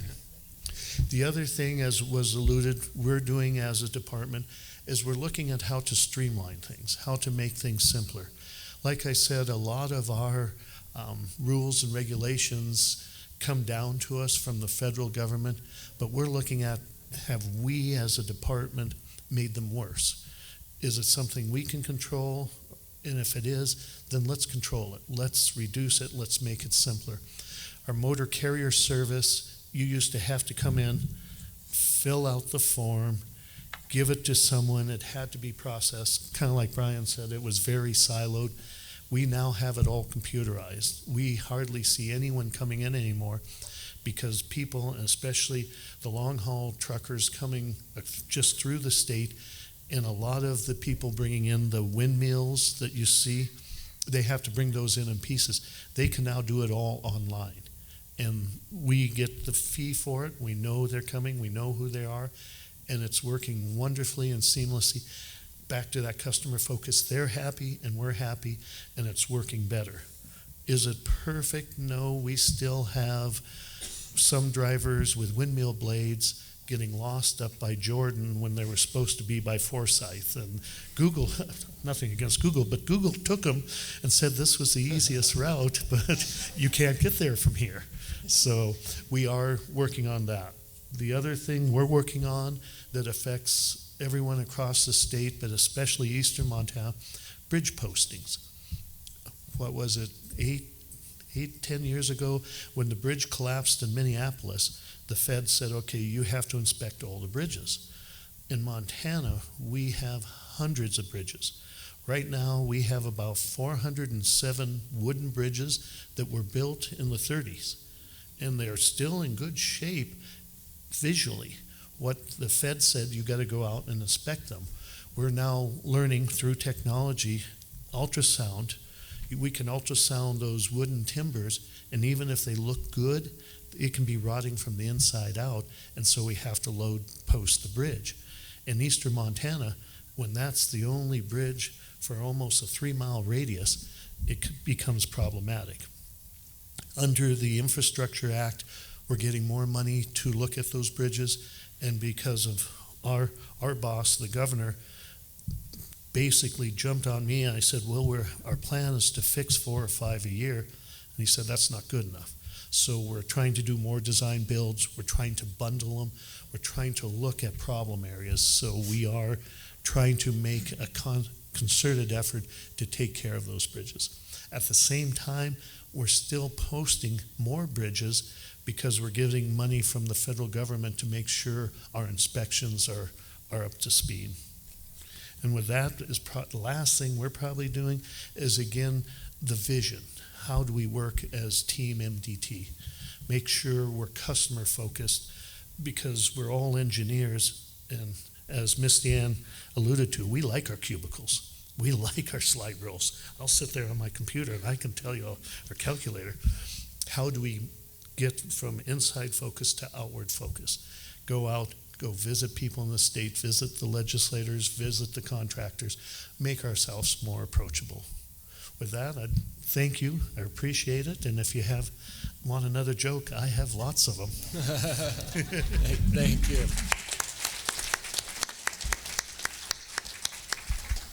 Hey everybody, Adam Meyer from DPHHS. I just want to echo some of the comments. We do have a great cabinet. We work together well. We have such respect for each other. We even laugh at Mac's jokes. And I am, of course, proud to work with Brian Gukin, who's mentioned he's trying to put himself out of business, and I cannot think of somebody more qualified or has the right skill set to put themselves out of business. So I just want to run through. So DPHHS is a large organization, does a lot. So I want to run through real quick what all we do, and then have a shameless plug at the end. And did spend a lot of the time, as others have mentioned, really looking at our organizational structure so that we can be more efficient, improve customer service. So we spent a lot of time. I've spent a lot of my time this year really focused on that. I mentioned customer service because I felt like as I went through the first session, as I interacted with stakeholders, that we had a lot to gain in the area of customer service. And so as part of the reorg, created some new positions, some of which were in the process of filling, some were filled. One was a legislative and regulatory affairs coordinator. There was no single point of contact with our department and the legislature, and with the number of bills that became very problematic, and felt like we could really improve that. Provider relations, we had, obviously there's a number of bills that impact providers. We regulate providers, we pay providers. We have a lot of business interaction, and so working to develop a director of provider relations. One of interest to this group, creating a chief employment and training officer. We have a number of employment and training programs within the department. We work with DLI, we work with Commerce, Corrections. on a number of different employment and training initiatives. And so we felt it was important to really think about how do we coordinate those services and deduplicate that effort so that we're all kind of singing off the same sheet, providing the same service. And then a faith and community-based services director. So we oftentimes work, with community-based organizations, faith-based organizations, but they don't always know how to work with the department. We have very complicated programs, and so one of the goals there is to really work as somebody that can give technical assistance, guidance, et cetera, on how to work and interact with our programs, because we're oftentimes working to serve the same individuals who are in need. So trying to really focus on that aspect. Creating an Office of Innovation for mainly for health services for Medicaid, but also looking at social determinants of health and how we really bridge that. We have a number of different waivers that we use in the Medicaid space in particular, innovations that we've taken advantage of. They stacked up over time. We have to report on them. Many of them do the same thing. So the goal there is to really look at what are those best practices that we want to keep and how do we integrate those into a plan for Montana that's meant for Montana. I mentioned, the reorg, also just trying to be more efficient with data and analytics, with technology, working, again, we're identifying areas where we have duplicate IT systems where we could really modernize in a way that met the needs of multiple programs at once. Some other things that we do, we have a division on Medicaid that has 7 healthcare facilities. It has a Medicaid program, has behavioral health and developmental disabilities. It has substance use disorder and recovery, and then has senior and long-term care and aging. So all of those are in one branch. And then we have public health. Obviously, there's not a lot going on in public health these days, so it's been pretty quiet. And then we also have a number of areas where I think there's a lot of interest that where we could work together with the employer community, and that's in our Economic Security Services division or branch. So there we have Child Support Division. We have Child and Family Services, which is CPS, right? It's child welfare. There is some exciting stuff going on there too. Early Childhood and Family Support Division. So the big thing right there is childcare. We have an unprecedented investment going on right now in childcare. I know that's a need that you guys all have, right? You can hire people, but if they can't find somebody to provide childcare, then oftentimes that leads to that hire not happening. So we are thinking of ways to, one, prop up our existing infrastructure, given that they've had a high amount of cost associated with providing care during COVID, a number of challenges.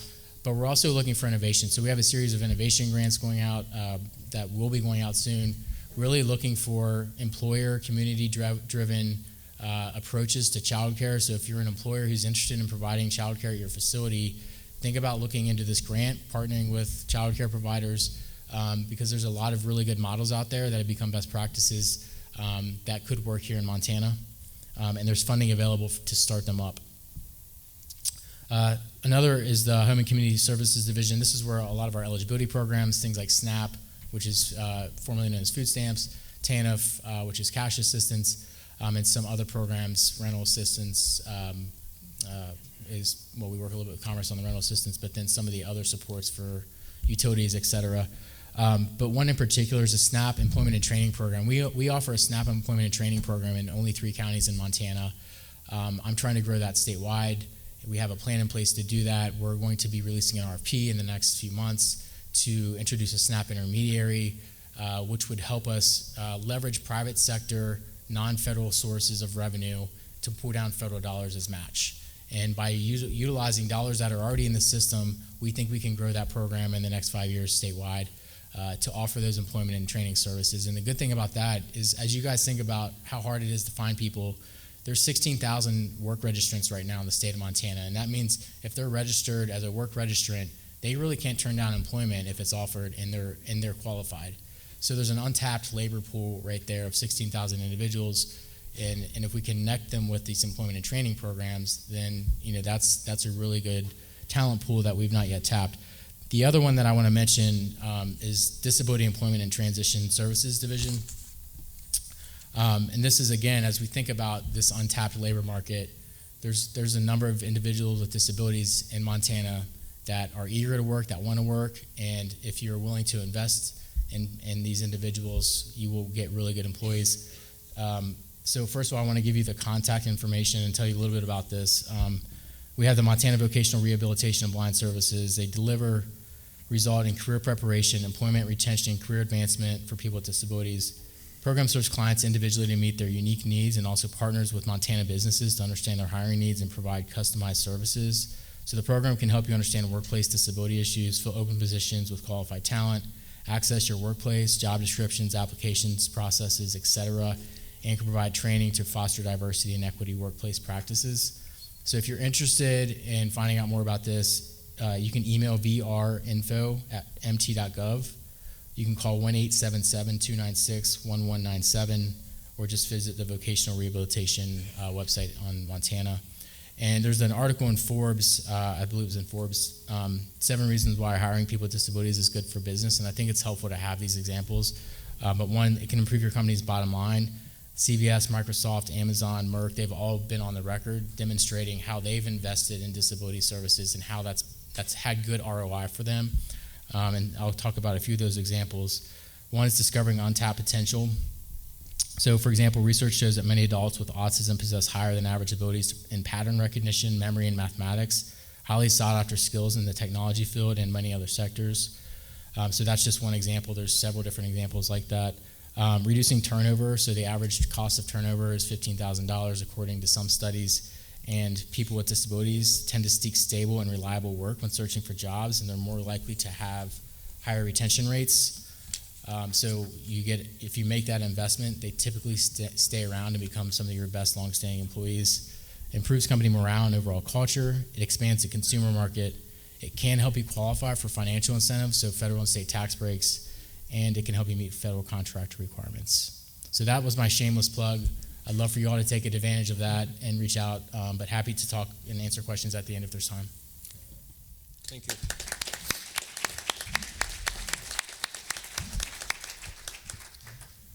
Good afternoon. My name is Jenny Chambers. I'm here on behalf of Director Dorrington at the Montana Department of Environmental Quality. He sends his best regards and apology for not being here. But I'm sent in his stead, so you're lucky to have me, I guess. Over the last year, I just want to indicate some areas that we've focused on. One is our core values, and it's really looking at how we do our work and the support we provide to balance across the state. A lot of the efforts that we implement are very complex, the challenges to implement the programs, but also how our decisions and efforts impact the environment and businesses and citizens across the state. The work that we do at DEQ does impact you all. It's a really regulatory heavy-driven agency. There's a lot of environmental benefits that come from the work that we provide, but there's also a balance on economic development and growth across the state. The core values that we implement that we're looking at is excellence, leadership, accountability, customer service, decision-making and disagreement, and efficiency. We really seek to uphold these values and teach and train them throughout the agency. We want to honor and excel and set a high bar of performance. Our agency mission is to champion a healthy environment for thriving Montana. What does it mean to champion? It ties back to our values and providing leadership, direction, and dedicated focus on excellence. We want to make sure that we're constantly improving on process improvement, trying to meet or exceed our regulatory timeframes, making sure our staff value interactions with you as business owners and others across the state, and really strive for that excellent customer service, as well as serve as our statutory role, the legislative mandates that they provide to us to evaluate and make tough decisions and approaches while recognizing that it's a complex balance and the work that we do does drive impacts across the state. The way we advance our mission is to be centered around being clear, consistent, and clearly communicating our work. Based upon these efforts, it's really tough and challenging to do at times, but like Director Long indicated, let's keep it simple. Let's really look at how we break down complex issues and challenges that we're working on across the state, and then try to clearly communicate that in a concise fashion and proactively let you know what's going on within the state. With this aim, we're looking at improving paths forward. What is clear? What's a level playing field? What do you know about the regulatory framework that you're having to comply with? How do we make sure that that education and compliance assistance is out there for you and your state and your partners that you guys also support? We recognize that the agency at DEQ hasn't always done well. There are challenges in several program areas, especially when there's an economic boom that impacts applications coming into the state. We have resource constraints when trying to issue open cut permits or subdivision reviews or applications. We recognize that, and we have heard feedback with this administration, and the governor has provided that feedback to us as well.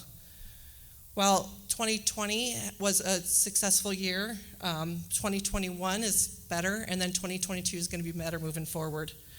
We have a clear objective and are trying to track each month proactive outbound touches. Our goal is to basically reach out and proactively talk with the communities, talk with the public, talk with our regulatory industry in a proactive fashion and not just being reactive. In the second half of 2021, staff and managers made over 13,000 proactive touches. We're trying to reach out to you to find out if we can provide assistance and find information that you guys need to help you move things forward versus trying to be reactive on situations that come up. We seek to look out future for challenges and roadblocks that might stand in our way and trying to look at bold decisions and awareness on where we move things forward. Some areas that we're really focused on, and one that I know is important to the governor, is regulatory reform. And we really have focused last year and embraced the governor's executive order. Our agency is leading the way to better and more streamlined regulatory environment. This is methodical, systematical, and trying to look at a rational approach. The goal is to aim at incremental progress and moving us ahead. It's a huge effort and a huge task for DEQ. We have over 2,000 rule titles, and that's not all even the subparts that follow within that. That's just the rule titles themselves for DEQ to review, prioritize, and improve. And we've done the groundwork. The divisions and the program staff have really looked hard at those rules and regulations. We will advance some legislative proposals next session, and legislation can be a useful tool to improve how we work together, understanding that there's only so much we can do at one time, and that there are real backstops we have to consider when we're putting new rules forward or new legislation activities. Like other agencies in government, we do have a lot of our regulations that are federal guidelines and regulations, and DEQ has primacy for those programs. So EPA approval is needed in a lot of our implementation of activities. In addition, we're also looking at the Montana constitutional provisions for clean and healthful environment. And what does that mean, and how can we change the rules, and how can we make things better? And the last thing I was going to highlight, just from awareness and from a business standpoint, is that litigation is a real burden at DEQ. It is very time intensive. Litigation alone doesn't improve environmental and financial protections across the state, and is very resource intensive. The very same people that we have to work with on litigation efforts also work in permitting and project management and stakeholder engagement. And these are the same people that are in the courtroom or getting a deposition or helping the attorney with our case hearing and our development on our defense to try to defend a permit decision that we made in order to move projects forward. So that is a real time suck right now these days, and really something we're trying to strive forward to try to improve our processes so litigation is less onerous in the future. And last, like the other directors have indicated, DEQ wants to hear from you. Director Dorrington wants to hear from you. So if you have any questions or concerns or just want to reach out, anybody at senior leadership at DEQ is willing to have those conversations. So, and we also want to meet with you in your communities, go to your stakeholder events, and talk with your groups. So please reach out. Thank you. Great. Thank you.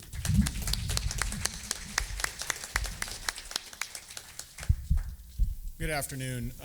First of all, my name's Sean Thomas. I'm the Division Administrator for the Trust Lands Management Division of DNRC, and I'm here on behalf of Director Amanda Castor today, who had a very sudden personal emergency and couldn't make it. She sends her deepest regards, and I know she really wanted to be here. I just have a few things to say about DNRC as a whole. I think DNRC touches every corner of Montana and in probably almost every sector of the business community in some way, shape, or form. The division or the department is organized into 5 sort of divisions that primarily deal with the many different natural resources issues that we deal with. The Conservation and Resource Development Division does a lot of grant programs, so they've been really busy over the last year working on getting money out through ARPA grant funds and other things to communities and to businesses that can develop water and other infrastructure systems. So CARD's primarily been working on that, and it's been a huge lift, and they're doing a great job. Our Forestry Division is based out of Missoula. The Forestry Division does all of our wildland fire response, and so probably everybody can remember briefly that we've coming out of a very, very difficult fire season here in Montana, a number of really significant events and some, frankly, personal tragedies that the Forestry Division helped our communities, our county supporters, and others deal with in the past summer. So Forestry Division is also heavily engaged on working on meeting the governor's challenge to increase the pace and scale of active forest management in order to deal with the forest health crisis. I'm a forester by training, and I would just say I'm more encouraged now than I've been at any point in my 30-year career that we are actually making progress on dealing with a whole different dynamic in our society and in our culture and how we look at forest health and active forest management. So that's been really exciting work that both forestry and trust lands divisions have been engaged in. And we recently met the governor's challenge to double the amount of acres that we treated in the state, and we'll be working really hard to continue that good work into the future. We have a water resources division, and many of your businesses deal with our water resources division for water rights and other water-related activities. Water is undergoing a significant reevaluation of their organizational structure, how they process things. They've really made a lot of progress in the last year to reduce the backlog of various processes and permits and applications that are sitting out there. So there's a lot of reform in their workload and how they're engaging with the citizens. And then finally, we have the Board of Oil and Gas Conservation, which oversees the regulatory aspects of oil and gas development in the state of Montana. And my division is the Trust Land Management Division, and I'd be remiss if I was here talking to some of the leaders of the business community in Montana and I didn't put a big plug in for trust lands. We manage about 5 million surface acres across the state of Montana that were granted to the state in 1889 for the express purpose of generating revenue for funding education and other institutions in Montana. We're open for business. We have opportunities for commercial leasing. We have opportunities for residential development and other things on lands that are scattered in and around the state of Montana and almost everybody's community and neighborhood. So I just wanted to make sure that I got a plug in there. If you've got a business that needs to use land, think about trust land management in the state DNRC, and we're happy to sit down and talk to you about how that process works and what opportunities might be available. I think Jenny hit on the regulatory reform, I think in a way that I would just say ditto to sort of save some time and keep you on track. DNRC is engaged in a very similar process and working on that full force over the past year. We're looking at a whole number of, even going back to some basic things, like how can we better serve our customers in the state of Montana? Well, one way is to have a good and usable website. And I think all of us in DNRC are probably a little ashamed to say our website has sort of deteriorated over time and it's not the most user-friendly. So we've undertaken a major effort to completely revamp the website, and we're looking for new and exciting ways to work into more e-government opportunities so that our customers have a better way to interact and engage with DNRC as we go forward. We're looking at things like whether or not documents need to be notarized. We do a lot of processing of paperwork for various things in my division. A lot of our ag and grazing leasing activities have a variety of forms to assign rights for this or that, and many of those things we've fallen into a routine of wanting them notarized, probably for some antiquated reasons at this point. So we're really combing through and trying to find ways to just make it easier for people to get business done with us. I think that's kind of the high points. I know you're probably a little bit over, so with that, I'll be available if anybody has any questions later this evening. Great, thank you.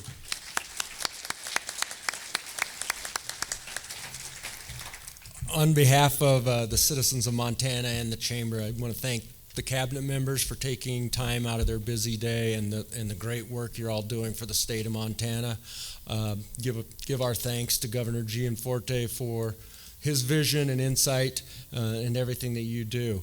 Unfortunately, we do not have time for Q&A, but I encourage everyone that's attending the dinner tonight to reach out to your cabinet members and ask them the questions that you would have this afternoon. So thank you, everybody.